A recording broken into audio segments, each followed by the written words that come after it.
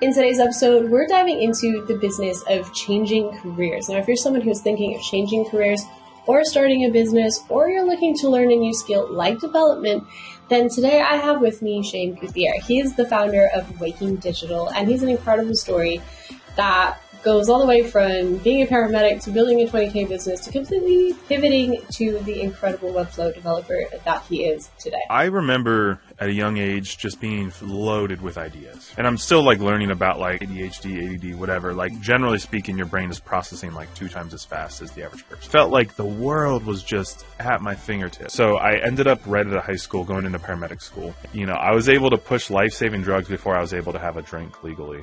That easily turned in, and just quickly turned into it's about 20K a month business. I went from everything's good, I can place orders, and then 3 weeks later it was, yep, we have no product, there's nothing in the warehouse, it's 6 to 12 months until there's more product. So I was like, okay, well, I have no product to buy, I have very little product left to sell, I don't really have a business anymore. So hey, what is up? My name is Geenay, and this is the Millennial Business Podcast. All right, we are live. Shane, what up? Thanks for coming. You're on the Millennial Business Podcast. This is fun. Such a weird accent. I don't know why I do that, but thanks for coming. I think my main bit that I really want to kind of start off on, because I feel like we've known each other not that long. We have a very great Twitter relationship where the go-to person on Twitter for anything Webflow related, just because you're so smart and I feel like you really have the hang of things, and I feel like you catch stuff really quickly, if that makes sense. You learn really fast. But what do I need to know about young Shane? Where did you grow up? Why are you the person that you are today? Tell me a bit about your backstory. Yeah. So, my background is pretty, I don't know, basic, I guess. I grew up here in Ohio, and I've been here my whole life. And childhood years were definitely not ideal in terms of just a lot of different things, single parent household. So, against the odds, kind of fought through all that. That's a little bit about just the story there. I mean, in school, I was a bad student in regards to doing homework and stuff like that, but I was always the teacher's favorite student. So it was a really weird mix, and I knew it. I think deep down I knew they really liked me, but I just didn't do my work. But I also really struggled to focus. That was a big thing. And there's unfortunately still no official diagnosis there, still exploring that into my adult life. But, I, you kind of said, I always was a fast learner. There was certain things there was hurdles. I still hit hurdles all the time, but it's I don't really let anything stop me from learning, those things. And especially in math, I was a really, really good math student, but I just didn't apply myself. Because I think I was just so bored by how simple some of the stuff was. And I always found a way around. There was a lot of, I remember many conversations with teachers. They're like, hey, you can't be teaching the kids in this class your method. It's not the method we want to teach. And I'm just okay. So I just had to sit here and do and I had one teacher really get on me for it. And, they were kind of mad I kept turning in work, and I was just look, this is just my way. And I think I actually had to talk to the school about it, because it's I'm not going to learn their way when my way is faster, better, and easier.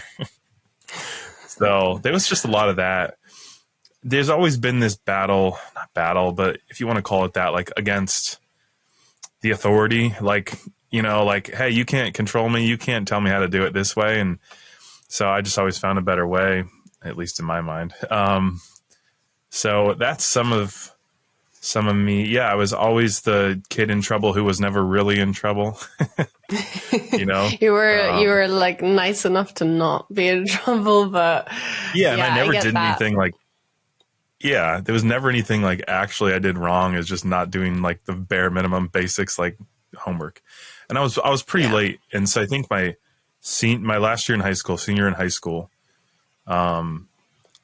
you know, they they sat me down after like 30 days straight and in school suspension just because I was late. And they were like, look, we're not going to punish you anymore. Stop being late. You know, and my mom worked at the school part-time, so there was like a little bit of benefit there. Oh, yeah. And they were like, why are we punishing this lady's kid for just being late? So basically I just got to be late the rest of the year and there was no punishment. It was kind of funny. That's hilarious. I'm trying to think how I was in high school. I was very much a goody two shoes, I think. I remember also like being late for school once, and it was my two friends who were always late for school and they always missed assembly. And because like she lived right across the road, literally. And so they were always late for assembly. And the one time that I went with them and I was like, it's fine. Like they're always late. We should be fine. The one time I joined them, literally we got met by the principal at the gate just going, ladies. And I was like, it was like the most scary thing in my life. Like we got called in. We're like walking down to his office. And I was like, oh gosh, like I'm going to get in trouble. Like this is it for me. I don't even know what to say. And we got there and we sat in his office and he walked in and he sat like on his table and he was like, why don't you guys want to come to assembly? Like, what is it? And there we are, like listing off reasons, like there's never any seats open. It's really long. And we're like telling the principal, listen, bruv, you need to fix these things. That's why no one wants to be there. It was very weird, the whole thing. So yeah, I can relate halfway there. But I guess I feel like your story is almost more like entrepreneurial. Because I feel like that's such an entrepreneurial, like if we like listen to everyone's stories, usually like the people who become like really great, successful, like entrepreneurial people have like that in them where they're like, I'll just find an easier way. I don't care if your way is the right way. This way is easier and it's the right way. So I feel like in that sense, you technically fit that mold even better, which I feel like is even better. Did you ever think you'd become an entrepreneur? Was like starting your own business ever a thing? I remember at a young age just being loaded with ideas, right? My brain, and I'm still like learning about like ADHD, ADD, whatever. Like generally speaking, your brain is processing like 2 times as fast as the average person, or it's creating thought. It's not like necessarily that you're smarter, but you're creating so much thought and you can't do anything with it. It's just hard to get out. So I remember from a young age, like just, man, ideas and dreams and just like, man, what if this? And it felt like the world was just at my fingertips. Like anything I wanted to do or be, whatever. You know, I remember just like taking apart electronics with my brother and, as you do, you know, as we did, we would like take our VCR player, pull it out from underneath the TV, run upstairs without, you know, our mom knowing, take it apart and see how it worked, you know, just look at the electrical circuit and then put it back together before she like could yell at us or something. And, yeah, I just remember thinking, whoa, if this works this way, then surely this thing, you know, does, and would just like dream up all these ideas. And so I remember I have vague memories of that kind of stuff happening. But I think it was like, to be totally honest, like it was from like the trauma of like trying to prove myself and earn approval of others and like being noticed. And like I obviously into my adult life, I've learned that that's, you know, that can't be the core driver, right? You know, and I've definitely healed from that, but there's still like that drive, right? It just looks different now. And like just brief note, like the last 2 years I've been through like a lot of counseling stuff. So like I'm very open to share a lot of this stuff. That's why I'm happy to go there. But like just that the entrepreneurial thing, no, I never really thought like I would be one, but it was later. Well, some more backstory. So I ended up right out of high school going into paramedic school. And so I was a paramedic for almost 5 years, through it all. Yeah. Saw lots of stuff, you know, I would never want to see, but it is what it is. And, yeah, but I learned so much. And I think hit like the reality of the world and what it actually was set in. Like I was a full blown, fully trained paramedic at 19. So, I was able to push life-saving drugs before I was able to have a drink legally. Like, so it's just an odd place to be, but I was just so oblivious to like I was like, oh, this is cool. Like, whatever. And, yeah, I had a lot of fun, but was also really frustrated with like the health system and the politics and all the stuff that goes into it. And I just think there's so much change needed there. And I just couldn't see myself staying there and fighting like that beast of what it is. And just kind of shutting my mouth and doing my job kind of thing. So, yeah, that lasted, about 5 years. And then, that's when I started my first business. So alongside that, I was working, with a friend who had a business. He was in like his 50s and just needed help occasionally in sound and sound installations, custom, install, stuff like that. So I looked through like his vendor list of who he could buy from. And I found a company that sold, very shippable products, in the musical, instrument space. And basically what I did to start my first business was I placed an order through his business and then had it shipped and started taking pre-orders online. I had about $20,000 in the bank and I was like, oh my gosh, like, what do I do with this? So what I did, because I called the sales guys back and I was like, hey, and I just asked them a few questions. And what I ended up doing was I oversold the product. So I had just kept accruing money to that bank account. And then I just placed more orders with the sales guy. So I knew I had the product coming. So I wasn't actually selling more units. I was selling what I had orders for. And I just kept growing that. And then, this was like early COVID. So basically what happened was, he was like, look, we don't know when this is going to ship. Like things are not going well around the world. He's just trying to figure that out. And then, basically I leveraged that into a full business, got like licensed and all that. And then just started calling other companies that I wanted to sell for. And the demand was just spiking like crazy, right? For that space, that niche. And so it was a very easy, yes, we want to do business with you. And, it was super, like literally one of the vendors, it was a company I admired for years. I had like dreams of working with them, and I emailed them, and within an hour they had all the forms over. I was set up as a vendor and I placed an order. Like it was just that much demand. So basically I just like all risk on the table. I mean, there was no holding back. It was the dumbest thing I ever did, but it worked. I placed like a massive order with them. So now I'm literally spending money I don't have, but I have like, 15, 30 days to pay it. And because I had this cash in the bank for this other product that hadn't sold. So then I used it to buy all this product, sold all that. And I just kept revolving product and buying and selling. Yeah, it was wild. So, that easily turned in and just quickly turned into like, it's about 20K a month business. Pretty consistent, which for your first business is pretty good. It's not bad. Yeah. Yeah. It's amazing. It's not bad. So, I rode that for about 2 years, and then I should have expanded into other territories. I should have, started like rental equipment. I should have kept up with like the install work, like the very customized work. But what ended up happening was the supply chain issues that happened, globally. It had a weird delay, and I wasn't planning for it. And then it just choked the whole industry out, like flat out, just dropped off completely.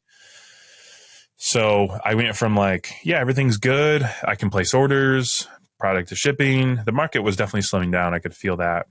And then like 3 weeks later, it was, yep, we have no product. There's nothing in the warehouse. It's 6 to 12 months until there's more product.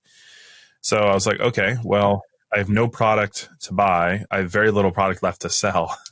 I don't really have a business anymore. So that's such a random thing.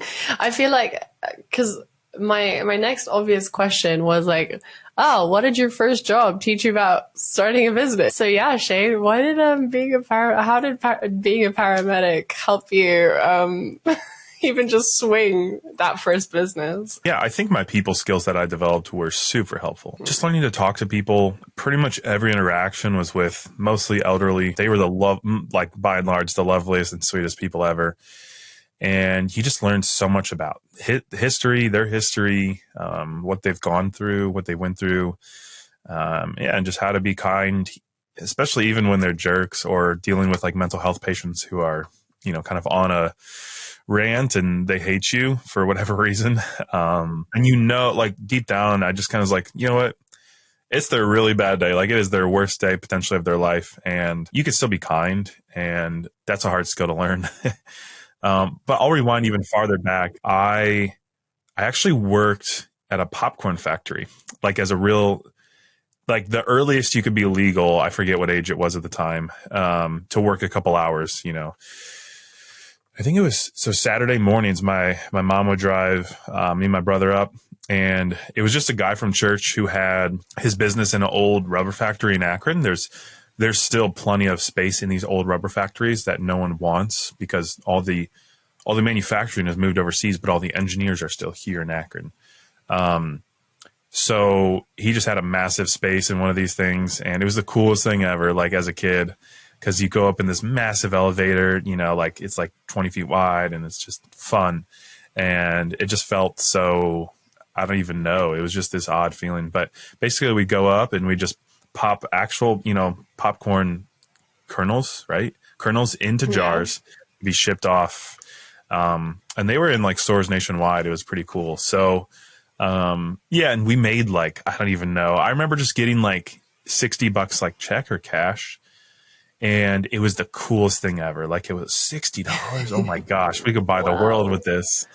And I don't know that I held on to much from that I really learned much. I just thought it was cool money. And it was actually, I had to do the hardest part of like lifting, like the jars were pretty heavy. So I had to like lift those off the pallet, put them onto the table, set them up right. And so I was always like, sweating a bit and felt like I was working hard. Yeah, I think then my real first job, I would say, was actually at Chick-fil-A, if you're familiar. It's just like a, fast food restaurant chain. I don't know if it's global yet, but I think the people skills there were crazy. That really helped actually kind of lead into the paramedic where I really developed and now into business. So, yeah. Interesting. Yeah. Okay, so you've literally you've been around. Like you've been like in very different industries, and I think what I find fascinating is that you are really good with people. You are very kind of like well-spoken when you speak to people, and that's not something that they teach you in school. I do think like having like a hospitality role at some point in your life is like critical. There's so much that you learn from those interactions, and like having a bunch of things happening at the same time, and the pressured situations and someone's high emotions and all of that you learn kind of in that scenario. Jumping into your first like big business and going from like $20K a month to now I don't know what I'm going to do. How did you end up with like a development agency? Like how did that jump come about? Yeah. So I'm going to rewind again just to put some backstory to it all. Actually, I loved music. So any dollar I made went to buying recording equipment or guitars or any other musical instrument I could get my hands on. So I think I got on Fiverr at like 16 maybe and trying to mix and master music for people. And it got nowhere. I got like maybe one request and they didn't buy. I did try like the freelancing thing. I tried to go a little bit outside of Fiverr. I couldn't really remember, but with that success went nowhere. And so I kind of gave up quickly. And then a few years later, I did remember trying like photo editing and video editing. So I did have some freelance experience, if you want to call it that, or just like attempts. And I also had done some websites, not like ever paid, but it was just like people in my life who were like, hey, you know how to do a website, right? Like you're the guy who just does anything. So yeah, what happened was out of the first business, I realized, okay, I actually really do like marketing. I just hate doing it when I'm running all the operations and everything else, right? Like I loved waking up, going to a little space in my garage that I built and shipping orders. Like I actually held inventory. I wasn't like a drop shipping e-commerce business like a lot of people have tried or have had success with. So I loved that. And then talking to customers, and funny enough, I actually went and bought a second phone, and I would text. Now, technically this was kind of illegal. You're not actually supposed to use the number. You're not actually supposed to use the number on the label that they give you for communication. But I would just like send them a text, say, hey, thanks for the order, yada, yada, yada. I thought like that would like exponentially increase like return customers, but it did almost nothing. So anyways, funny story. So I realized marketing was really hard to do and run the whole business. So that was kind of like my first thought coming out of that business, was like, yeah, maybe I just do like a marketing agency and like I help people with that. You know, I've got the content, like I can video, I can film content. I've done weddings on the side here and there, to film weddings. So the first idea was a subscription. I think I found an agency doing something like this, and so I kind of just stole their model. It's like, okay, it's going to be like a subscription for content, and you know, for $2,000 a month, I'll show up twice. We'll record video content for your TikTok, your Instagram Reels, Facebook, whatever, all that good stuff. And this was what, early 2020, late 2020? No, this would have been like early 2022. What? Oh my days. So no, but that's like the other day. That's amazing. Okay, yeah, go on. I'll officially be incorporated next month for like 2 years. Actually, for a few months there to figure out what I was doing, I quickly jumped back into some video editing roles.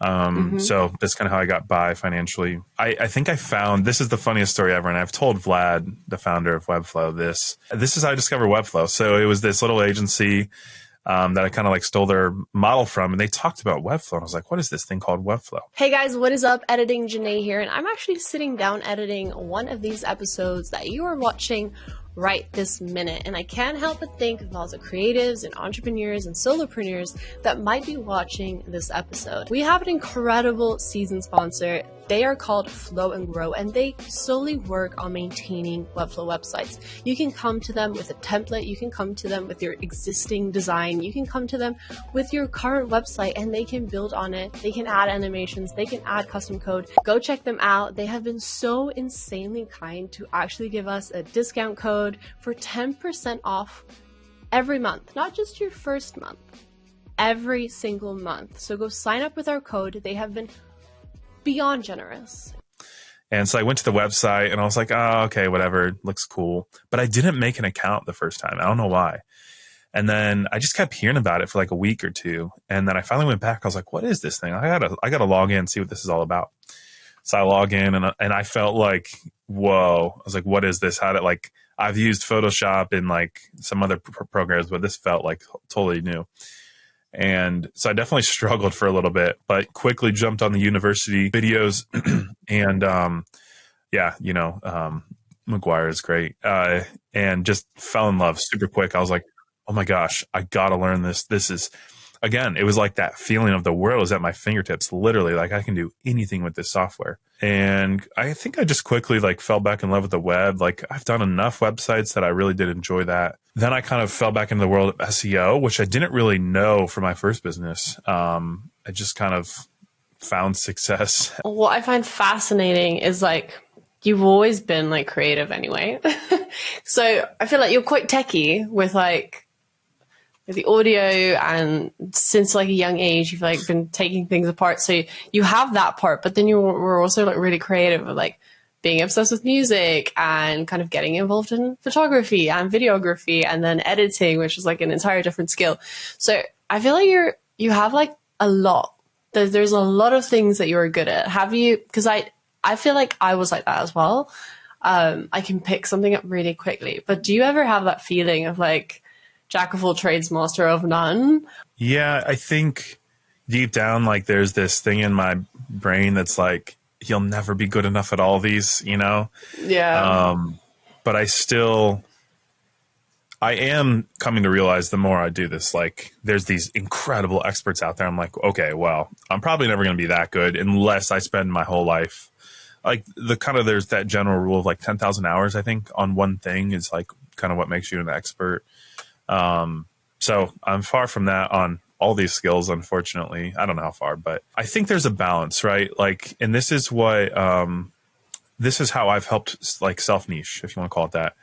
I've intentionally not gone into design because I'm really not that good. Like I can spot design, I can spot like poor spacing, and I can see bad design, but I can't create good design necessarily. And there's a lot of people who are like, why don't you just go learn Figma? And I'm like, because I want to stay in the development side. There's so much to do on the dev side and learning code and SEO as well. So like those are two massive channels that you need deep expertise to really be an expert in. And so I'm kind of like, I'm going to stay there because I don't know, eventually I might pick a side, but I just love them both so much that I haven't picked one or the other.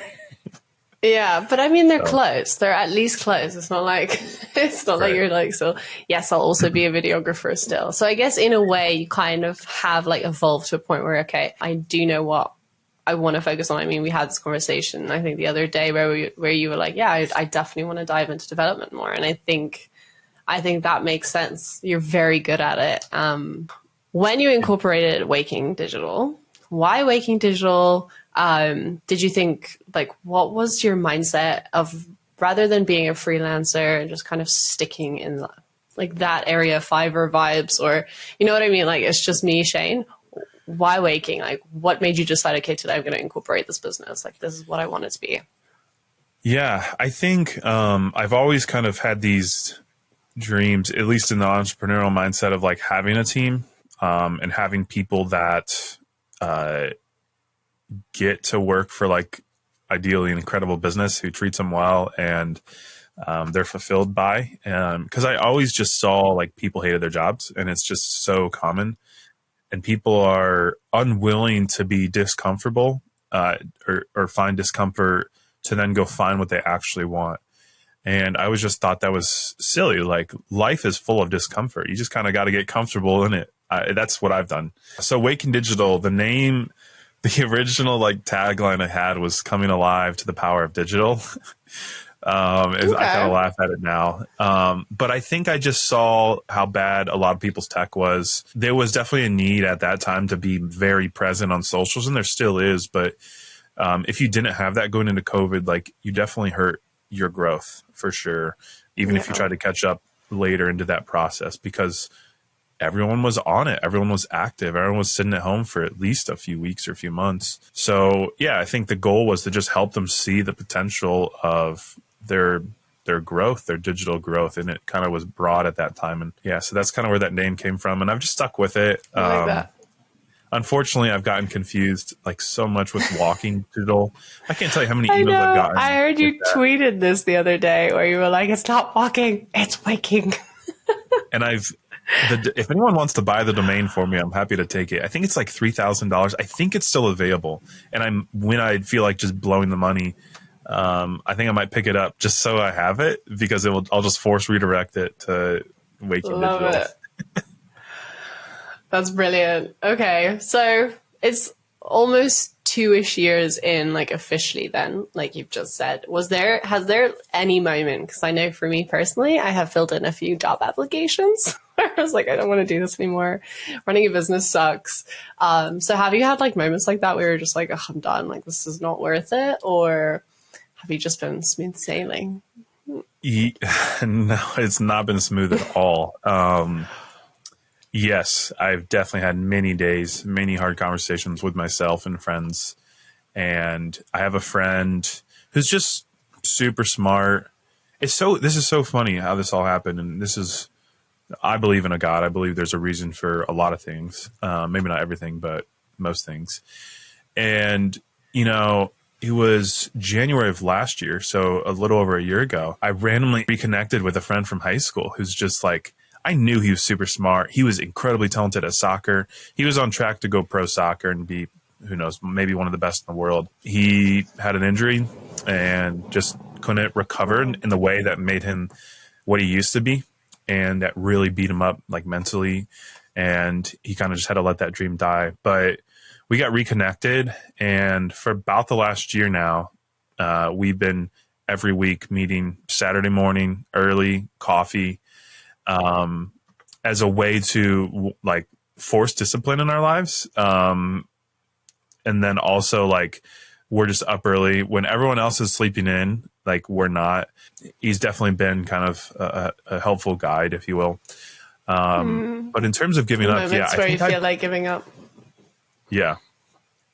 I definitely applied to Webflow once. I applied to one of their sales roles, but with basically no experience. I like kind of faked my experience with, technically I was in a sales role for a little bit, but with my friend's business, if you want. So we kind of like fudged that.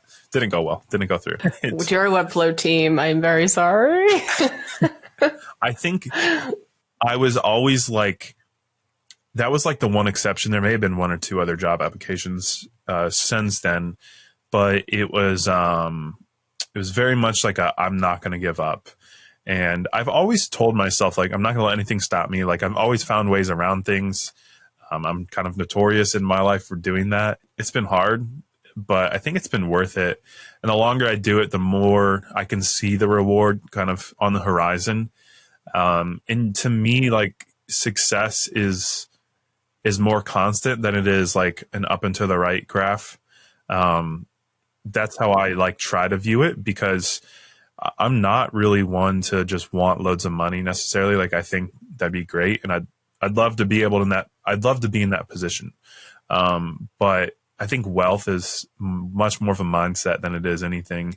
There's so much opportunity out there. And I just like, I lose sleep. I like, oh my gosh, who's doing something for this, sector or community, whatever it might be. Right. It's so true. And I'm like that as well, where I look at, there's so much to do, and there's so many like opportunities, like you just said, and you kind of get frustrated because you want to do so much, and there's so many things that you can like start and get your hands on, but at the same time, like you're trying to execute what you already have in your hands. And it's just like, life is too short sometimes. Yeah. I watched, wait, let me go through my old notepad. But this morning I watched an interview and I actually wrote down what it said because it was so good. It was Jimmy Carr who was on Stephen Bartlett's like Diary of a CEO, and it literally says you can't have a comfortable life and a good character. Being comfortable like teaches you nothing. There's nothing good that will come out of that. It's the hard times and it's like the process at the end of the day that builds good character. It builds the person that you are today. Have you found like there's some, like when you have like those off days, when you have hard days, is there something specific that motivates you that you like always look back on? Or how do you motivate yourself? That's funny. I think on the hard days, to be totally honest, they stay hard. Like they don't. Yeah. An unmotivated day generally ends unmotivated. But in bed with ice cream. I'm dairy free, but yeah. What is the question? The unmotivation always stacks up into a more motivated me. Because I'll look like the next day I'll wake up and I'll have all this ambition. I'll be like, what was going on yesterday? Like, come on, Shane. And so I think in kind of like, I love that quote, and there's so many like that. I've always lived in some form of discomfort. And so it's being comfortable, though, in the discomfort isn't always the best thing either. But it's a give and a take. And I think that's so true. Like, yeah, people of character have gone through really hard times. One thing that's, on this note, Alex Hormozi talked about this on that one podcast. I sent you the episode. Chris something. Chris from the Modern Wisdom. So the Modern Yes. Wisdom is the podcast, and Alex Hormozi was on it. Yeah. Yeah, and they briefly talked about this like method of like I think it's almost every day or whatever cadence you want, writing in a journal as your 80-year-old self to your current state or your current age. And I've kind of just in my mind done that a few times, and I think it's pretty powerful. It's just like, okay, just breathe. It's not as hard as you think. Like, it will all turn out okay, right? Even if what you're doing doesn't work, you'll find a way through. Like, there's just opportunity everywhere. And so it's like, if you have to go get a job, you will, right? And you'll find a job and you'll be okay, right? You'll make it through. And so I think just that reassurance from your future older self is actually a pretty powerful thing. What I like about that, like for me specifically, I I realized that I have a pattern in my behavior and my like mood. It's very weird. And I only realized this when someone pointed it out to me like 2 years ago, where there would be days where I just feel like I'm done. I feel horrible. I'm not getting anything done. I literally can't get out of bed. Like, what am I doing? Da-da-da. And I would go to this, at the time, it was like my business mentor, technically. It was a friend, but like he also had a business and he was the only person that I knew who also had a business. And I remember once, like I spoke to him and I was like, no, I'm there. And da-da-da. And he was like, oh, okay. You're going through one of those weeks. And I was like, what do you mean? And he was like, every few weeks you do this. I was like, what? And then I realized, like, I got way more self-aware real quick, because here I am. Someone's telling me I'm doing this I feel like the world ends when I feel like this, but then it can't end every few weeks, right? And so that was like a self-awareness exercise for me in every way, because I realized, oh, it's just my kind of emotions fluctuating, and every few weeks I'm just like, I get tired, I get overworked. There are certain patterns that I build up to and so by recognizing that, like, I handle them so much better. And so, yeah, in my downtime, like, I realized, okay, this is it's just one of those weeks. I always tell myself, it's just one of those weeks. It will pass. Like, this day will pass. It will be fine. Yeah. And I'll go here because I'm willing to. Two things that really motivate me are, one, if you look at my family lineage, on my mom's side, a few generations back, there was a family that had 3 boys, and one of those 3 boys would have been my great-great-grandfather, I believe. Their dad, they moved here from Europe, and their dad just took off, said, I'm done with this American life. The boys are really young. I'm going back to Europe. No one really knows why. And she had to raise them on their own, which then led into my great-grandfather, just being kind of a rough on the edges man and not faithful to his wife, and ended in divorce. And then she had to raise her 4 daughters alone. And then if you look on, like, my dad's really never been in my life. And I kind of despise everything he is and has become. And so, like, those two things of like, I'm going to stop this here. Like, this doesn't pass through my generation. Maybe that's just one reason, but it's combined through all that. And I'm just like, okay, we're done with this chaos in the family tree. And don't get me wrong, there's plenty of like blessings and things and all that, but it's just like, okay, I'm going to be the different one. And so that's definitely a motivation kind of in the back of my mind. It is like even that, which you just said, is so self-aware in the sense of like, it stops with me and I will do everything that I can to like make that happen, because it kind of gives you back the power in that sense, where it's like, this is in your hands. Like, you get to choose what you want your life to look like. Do you journal, or is that a thing that you do? I have in the past. It's been quite a while since I've really sat down and journaled, but I do have a few. There was a bit of shame for a while because I was like, I'm not journaling. Like, there's going to be this gap in years when I go to read back, or my kids or somebody read this, and I'm just like, okay, we're going to breathe again. Like, this is fine. And it's not like a requirement to hand off to your children or anything like that, but it's something I want to keep up with. And it's definitely, I do go back occasionally, and it's like, you can kind of just laugh at yourself, like the things that stressed you out at like 16, 17, 18, or like some girl who I thought loved me who doesn't. And it's just like, you could just get a little bit at it. Yeah, that's true.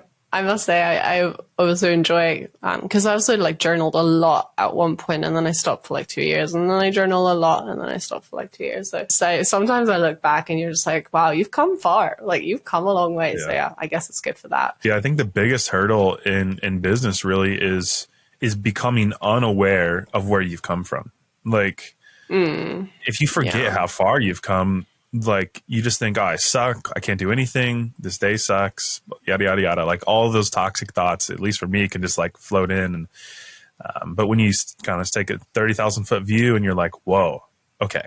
Yeah, no, that helps loads. I 100% agree. I'm very bad at doing that. I'm very bad at like figuring out like where I've come from. So I can I can definitely agree. I guess my next question would be like, what's next for you? Like, what do you want?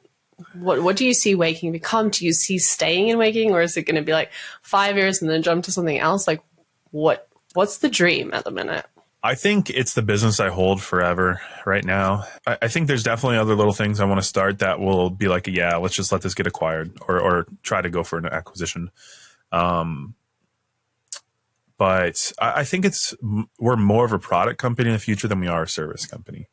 I think services are always support, like every service needs some sort of product, right? I mean, you could just bootstrap and use paper, right? But, even a plumber probably wants a little like CRM or a basic like invoicing system, So I think, there's a lot of product opportunity.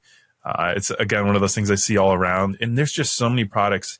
Like I made a tweet about this the other day to try and, was it yesterday? Maybe the whole thing about UX is like, and there's just so many products that suck. And these big stakeholders don't care enough to like do the improvements that are needed, or it's just become so big that it takes months and years for the team to fix things. And I'm much more inclined to like agile systems and products that actually provide value, ongoing value. So, I think there's in the future a holding company with a lot of product companies or sub companies and I also would love to be kind of where the Hermosis are at, in not financially, that's a whole other thing, but like becoming like a marketing team for a small business. Hey, we'll take, some equity. We'll do all your marketing. We'll keep like the lead flow, and then you focus on, running the service. I think the biggest boom in the next 10 to 20 years is probably actually in the local businesses, honestly. I think, AI's, I think we're still in the tech boom. Like people think SaaS is dead. Well, no, it's just changing. AI's come along. I think we're very much in the early days of the tech boom, but I think one of the booms I want to be aligned with and working in is local business. I think is really gonna take leaps. So that's my prediction right now. I must say, I do feel like local business is kind of, in a sense, being left behind because everything now, like every product is like for startups or for a SaaS company. I realize like a lot of small business owners don't even have like basics down of like tech or marketing or any kind of, even remotely, like they came to a web designer for their social media strategy in a sense, because it's like the only techie person that they have access to. And so I realized like so many tools and so many things are being very much built, I guess, for SaaS and for like startups. And hey, let me educate a startup on how to build $1 billion company. But there's nothing like, hey, let me build something for small businesses to just get them over 100K. I feel like they're being left behind. So yeah, I kind of see that as well, where there will have to be kind of like a resurgence of, okay, let's cater for the everyday, because that's kind of the gap now. Yeah, I think, well, two things. One, I want to share a story about one of the clients we helped. But then the other thing is, imagine, I'm just trying to think like anything communal focused is going to I think it's going to thrive, right? Like as AI ramps up, and the world becomes more spammy, as more than it already has been, the internet, whatever, and just full of just noise, right? Like people, we love connection. We thrive on connection with other humans. And so I think local businesses have the biggest opportunity to like create communities around their brand or stuff like that. They just maybe don't realize that's even an opportunity or know how to do it. Or like you said, they don't have access to someone who is tech inclined. You got to get creative too, right? Like they don't have 10 grand necessarily to drop on a website, but maybe they could pay you a couple grand a month for 6-12 months. Or if you can generate revenue, they can easily justify paying you. Like a lot of local businesses are actually quite profitable in terms of numbers.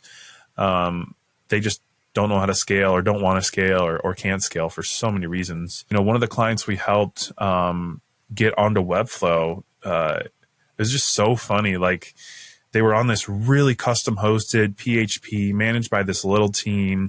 And PHP runs a lot of the web, but it was very custom. And just to upload a blog was like a whole process. And we actually found out like none of their blogs were actually getting indexed by Google because like the tech was just not set up right. You know, we got them on Webflow, and it was just so funny. Like the owner was like, well, let's just like keep the custom setup, like, you know, let's just keep that team for a few months just to make sure like Webflow goes well and it doesn't go down. And we're just like, my guy, like, you don't understand, like this tech is like top notch, like massive enterprises that are on this, it's on AWS. Yeah. And like, it's just so funny. And after like 2 months, I was like, hey, can we just take that old one down? He's like, yeah, I think Webflow is good. Like it's not going to go down or anything. This is just so funny. Love that. Just in case Webflow goes down, you know, in case they go bankrupt or something. Have you found that you're working with more and more local businesses, or do you like intentionally try to? To be honest, no. Like I actually stepped away from that market starting out, and then I'm starting to see the opportunity there. So I'm just pretty open. I work with a lot of different businesses right now. I definitely see it as more of an SEO opportunity right now, to be honest. But that would ultimately lead into probably opportunities for their website and stuff like that. So is there like a skill that you're currently like this is the next thing that I want to learn that you're tackling right now? Yeah, 100% code, like learning how to code. So for any of the devs that may be out there, focusing on obviously JavaScript. It's the main, you know, scripting language of the web, at least front end or client side tech. But very, very interested in Ruby and Ruby on Rails. It's a very readable, easy to digest. Yeah, so very interested in that and trying to learn some of that stuff. So, yeah. I wish. Can I just say, like, I wish my brain worked like that. I cannot, for the life of me, understand JavaScript. I remember, so I did a UX UI design course. Like, that's kind of how I got into web stuff. And the only reason why I chose UX UI design is because it seemed like a decent amount of like strategy and creative. So I was like, yeah, this makes sense. And I remember at the end of this, like, so it's like this apprenticeship thing. And so like we went through all of it. We went through Figma. We went through like, it was like an 8-month or like a year thing. So it started out great until the ending where I had to learn how to code and then code my portfolio from scratch. Like literally from like, you're in the browser, you're on, what was it called? Was it GitHub? Yeah. Yeah, like I literally had to like make linking trees and stuff and all of this like in GitHub. And brain just said, nope, don't understand a thing. So I think I was okay with HTML and I was okay with CSS, but the moment JavaScript came in, my mind was like, I have no idea what I'm doing. Like I physically could not understand the thing. And so literally I remember at the end of that thing, I had to fly back to South Africa because I had to like redo visas and stuff. And my mom was like, I know this coding guy. And so I literally drove to this guy and let him like code the whole thing just so I could get through this flipping apprenticeship because I couldn't do it. So yeah, I paid someone. So yeah, I had to early in my days delegate that part because I just couldn't get it. And I wish I could. It's a skill I wish I could learn. But same with me. Like I wish I could learn design, but I'm just not going to invest time there because it's just probably not going to go well. That's it for me. Like I feel like I answered or asked all of my questions that I wanted to ask you. I appreciate your time. It was fun. I feel like this was really informative. A little self-perspective or introspective for me, I guess. Yeah. Yeah. I mean, that's kind of the main reason why I want to start this is to like just have convos with how people got where they are today and like why you decided to do this mental thing called starting a business. Because it's truly like crazy. But I feel like your path there just seemed really natural. I feel like you naturally just, it was meant to be. Yeah. I mean, I hate working for people, honestly. So in the traditional sense. That's also a driving factor, yes. Yeah. Yeah. All right, cool. Well, that's the pod. Thanks, Shane.